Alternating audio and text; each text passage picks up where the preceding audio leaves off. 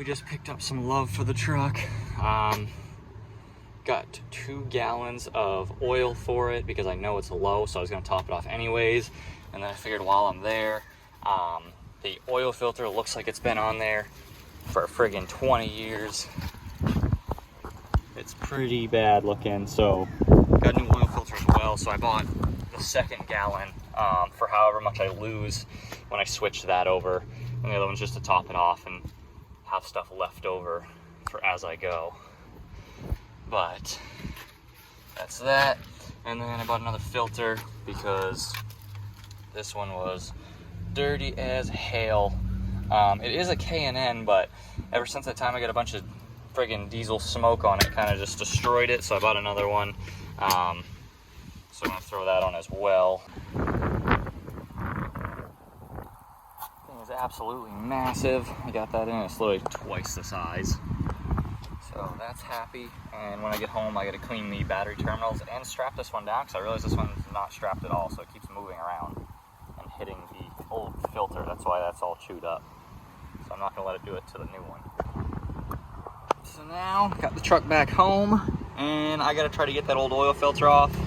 I haven't even really messed with it at all yet. Oh, it's still pretty warm. I might have to wait a little bit, but I don't know how hard that's gonna be to get off. I'm also gonna try and just clean the engine bay, because battery's dirty, power inverter's dirty, firewall's dirty. The block itself is just like caked with old oil and dirt and mud and everything. All the wires are nasty, so I'm gonna try to just clean out the whole engine bay and make it look nicer in here. That thing came off like butter, dude. Looks like it's been on there for 10 years though, dude. I've never seen rust on a friggin' oil filter. Dude, the new one is frickin' blue. That's cool. Bet it wasn't red to match everything else. That'll look neat though. Nice and clean. Nice and clean.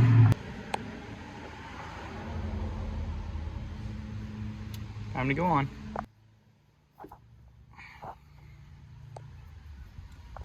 So there we go. Just gave everything a quick little rinse and scrub down. Nothing too major, but enough to make this engine bay a little bit prettier. Kind of cleaned up. It's not all black now. As you can see, there's the add line. We are below it. So I need to bring it back up to there. For some reason on the Cummins, even though that's right below, that's like 3 quarts low. So got a bunch to put in. So there we go. There's the line for where it's safe, and then up here is the line where it's like full, and it was right on the dot, but I accidentally held it like this so it went down. She's full. So I kind of just picked this up really quickly. It wasn't really a plan. My neighbor kind of had it sitting out front, so I grabbed it. These things are $1,400 brand new, so I'm not gonna complain. Basically, it's got these little kick things on it, and it's got little latches there, and then you can lock it with a little key or whatnot. It opens and closes. And I mean, you could sleep in it if you really wanted to, but I'm gonna use it for like a bunch of just like dry, safe storage, so I don't have to fill my back seats, especially for camping and everything. I can just toss stuff in there. So that's gonna come in handy, because obviously when it closes, it's down to like here, and then any side of the truck you look at, you can't see it unless you're right up next to it. So it's pretty hidden as well. The only problem is now I'm trying to figure out how to connect it to the truck. It comes with these little things that you can put through the holes or whatever. I think you're supposed to do it this way and bolt it to it.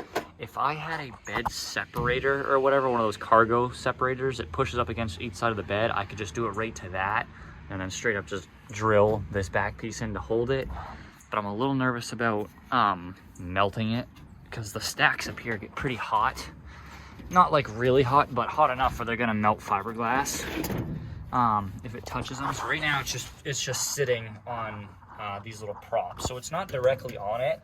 So honestly, I think almost how it is, that wouldn't melt.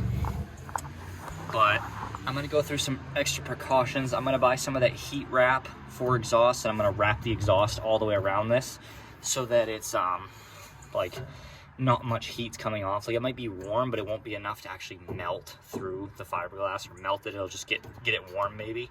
And then, like I said, I think I'm gonna get one of those bed separators, so this might sit up like another couple inches, and then put it right here where this little attachment piece goes, and then bolt it right to that. Heat wrap, I got the black one because one, the black one is cheaper than the gold one, and two, my stacks are black, so I didn't want gold anyways, I wanted the black one. This is 50 feet, so it should be enough to do most of it, because you'd be surprised how fast this stuff gets used. So this was $60. Then to get the little straps that connect them was 20 bucks. And then this bed separator thing was 50 bucks, I think. So I'm gonna rip back home now and start working on the truck and get the cargo thing in the bed. So here's our heat wrap. We got these actual clips for it as well, as I purchased. The only problem is that it's a very awkward exhaust, so I'm gonna probably have to do it like in sections. Like I was gonna try to do it around the clamps. Like I wasn't gonna try to cover the clamps as well, because I feel like that's kind of pointless. So pretty much I was gonna wrap it around this spot, and then wrap around this spot, and then wrap around this spot. But then over here, you get to the point where you're like, I would literally have to do like a little piece here, a little piece here, a little piece here. So I have not really decided yet what I'm doing. So there's our progress so far. I'm just using a zip tie to hold this for the moment so that when I'm fully done, I can actually clamp stuff. I put a little excess that I had right there. That's too close to the bed, so I can't even really get it there. We did this spot. I haven't even put anything on it yet. And we've got just enough left over to comfortably do here and all of this. And maybe even just right here to the bottom of the 6-inch tips. But so far, not bad. There we go, guys. Completely heat wrapped. Honestly, I think that came out really awesome. And it also ended up being the perfect amount. Like, we used all of it, and as you can see, there was not really any excess. I mean, it was perfect, but as best as it could get. So now to one-up the situation again, we're gonna put this in so that nothing really goes up here anyways near these. And also, like I said, so that thing can sit on it. All right, so we got the bar in, we got the storage pod in. So this thing itself is pretty strong. And now if I put a bag back here or something and I hit the brakes, it won't slide all the way up to the stacks, it'll stop here. As well as I can put stuff on certain sides and kind of clamp it to the side of the bed or strap it or whatever, and this will help hold. And even if anything does get up there, it's officially heat wrapped now, so no bottles or plastic bags will actually melt off that. It still gets warm, but it's not hot enough to melt stuff. This is pretty strong, so it's holding this in place. So this doesn't move as it is right now. And I'm also gonna put some self-tappers in the back right there, so it's really sturdy and not going anywhere. This holds a decent amount of weight. This isn't heavy at all, it's fiberglass, so it's pretty light. And most of the stuff that is going to be in this is pretty light anyways. Like a tent's gonna go in there, some sleeping mats, sleeping bag, heater buddy I'll probably put towards the back. Fishing poles, I'm gonna make a little thing on the side so you can literally like just put the fishing poles on the side so they don't bounce around or anything either.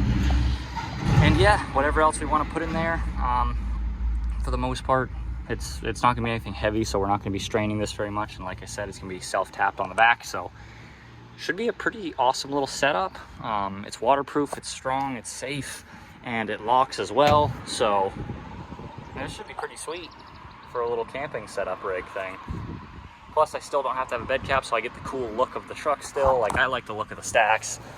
My other option was pretty much like getting a bed cap or something, but as you can see, you can see my trash right there on the edge, but for the most part, you can't see it still. Like when the truck's driving around, you're not gonna notice. So I'm pretty happy with that.